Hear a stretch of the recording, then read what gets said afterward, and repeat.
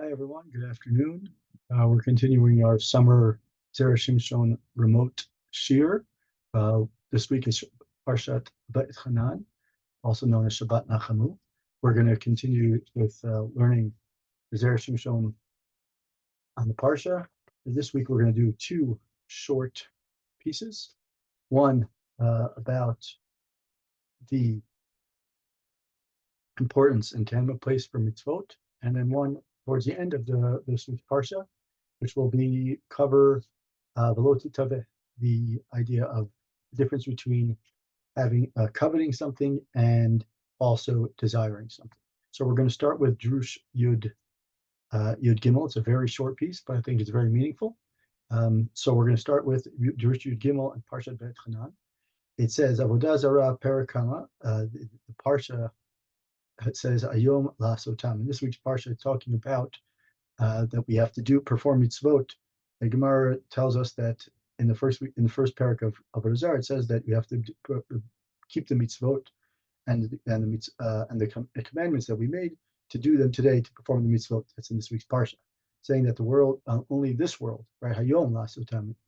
The Gemara, however, in Avodah Zarah says that the world that we live in, the Olam Hazeh, is compared to the days of the week, and the Olam Haba is compared to Shabbat. So here, the Zera Shimshon is going to actually use that comparison, that mashal between this week, the days of the week being Olam Hazeh as compared to Olam Hazeh, or Olam Hazeh compared to the days of the week, as preparation for Olam Haba, which is Shabbat. And it says here, Hayom Lasotam, today, meaning that we have to do it only in this world. Today is the time and place to perform the mitzvot.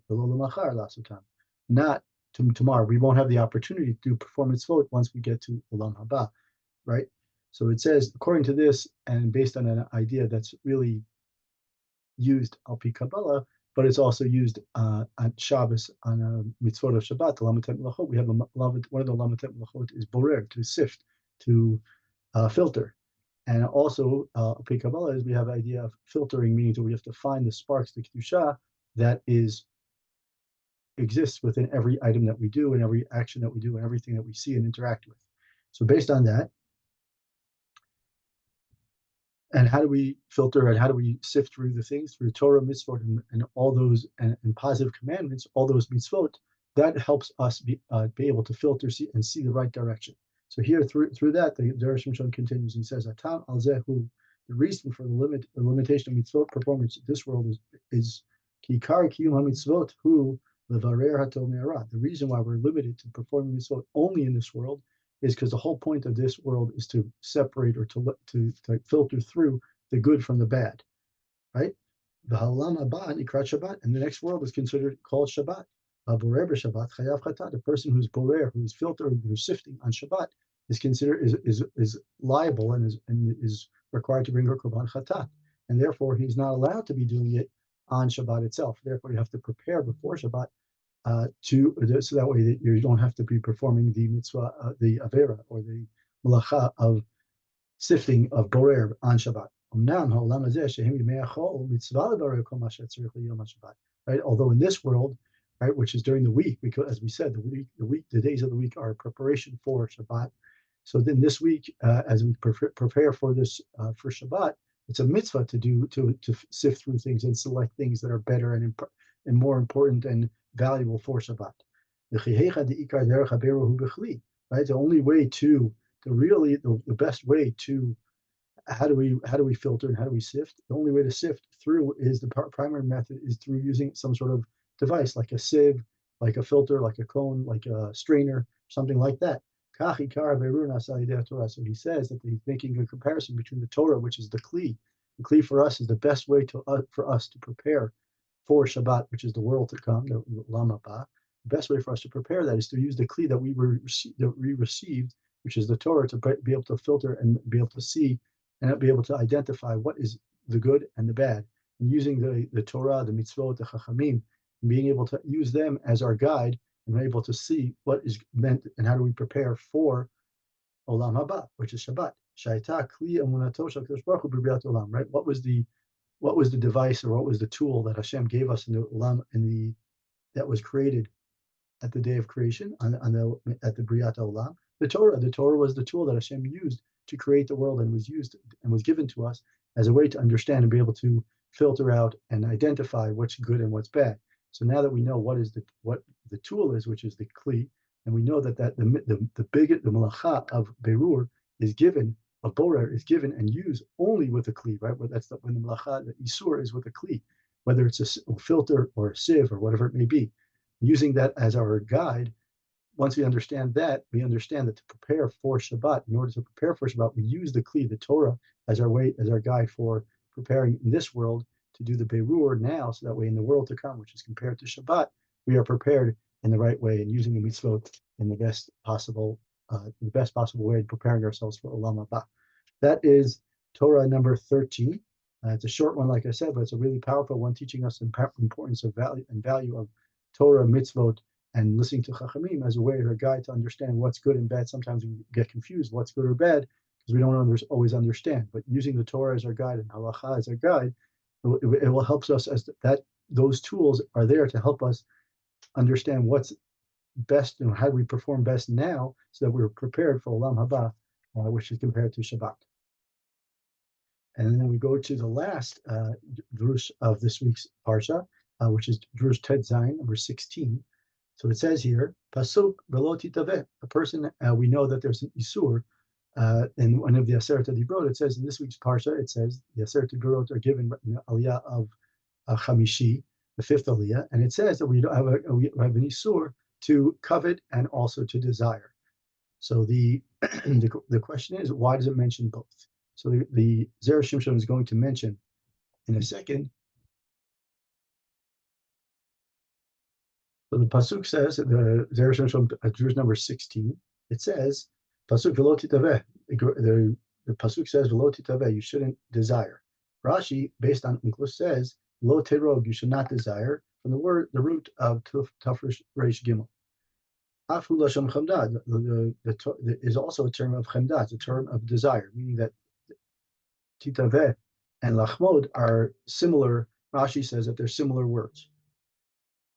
Kamod lachmad lemare, as the pasuk in Reshit talking about the Chet Adam Harishon, it says that the pre of the Eitz Hadat Tovara was considered nechmad lemare. Nechmad lemare there, Unklos there also says which Unklos there translates as it was desirable to see, meaning that the fruit of the Eitz Hadat was desirable to see. So Adkan Loshano. So Rashi here uses the pasuk in Reshit to show that both cases, nechmad, the word lo titaveh, and in both cases are both meaning a similar word, meaning they mean to desire. Kasher. Right? The question is, if we're using both, if we in the pasuk in this week's parsha it mentions lo tachmod velo titaveh. If they mean the same thing, then why use both? Right? So the Gemara, the Rambam says in Hilchot Gizela, it says lo tachmod hu achar gemara maseh, lo titaveh hu itchilat hatava. The Rambam says that lo tachmod is after the deed is done, meaning when a person pressures his friend to sell or he convinces him to take that which that person desires or covets. And lo titaveh is when you begin to have it, beginning to have that desire because I'm jealous of what the other person has. Right? If we understand that they're both, there's one is before and one is after the act. So therefore, why did Rashi tell us that it means the same thing? Right? In other words, it teaches us that the tava is the same as chamda. We understand that they're different, meaning according to the Rambam, there are different actions. One is before, one is after the act. But Rashi seems to imply that they're the same. So the question is, how do we understand the difference between the two? The od she'im haya kol inyan echad kasher ala pasuk lama chitav shneim tarti lamali. Right. So he says, let's put aside the first question, which is I don't understand why, according to Rambam, we have one is before the act and one is after the act, right? Tachmod and titaveh, and then it means, but Rashi implies that it's the same. And then if we don't, even if so, we have a stronger question is, if they mean the same thing, then why does a pasuk use both two different words? It could have just said lo tachmod as a generic term. To answer these questions, we have to explain that tava is not necessarily synonymous or not necessarily mean the same as chamda. right? There's some sort of separation, division, kind of differentiation between the two. Tava refers to the initial stage, like we said, and refers to the initial stage of chemda, which is just the desire of the heart. So he says, the Rashi diek, right? We have to say that Rashi notes that afal pi dibrot harishonot lo ketiv lo titaveh. Right? If we go back to the first set of dibrot, which is in sefer Shemot, right? We don't see the word titaveh at all. Right? Mikoma is not written. It doesn't mention that at all. Mikoma kom tchilat chemda hi hatava. So he says that according to the beginning of chemda is hatava. Right? In other words, chemda is used as a general lo tachmod in the first set, and here means it's a generic term of coveting of some sort of both in the heart and in the deed, in both in action and in your mind. Right? Kamo v'nechmad lemareh is just as the pasuk which Rashi mentions in this week's parsha. He mentions v'nechmad hu lemareh. Nechmad lemareh means that it's desirable just to look at, right? So it's desirable to see. Shesham badai pshita badai she'eno lashon chemda mamash. Right? Obviously, it was just looking at it. It didn't mean that he actually coveted. It mean that he did something about it, but rather it's used as it's the same idea, meaning both. It means both covet in the heart and in the deed. So in this case, we see that chemda is a generic term that includes both action and deed, and both in the heart and in the deed itself. Right?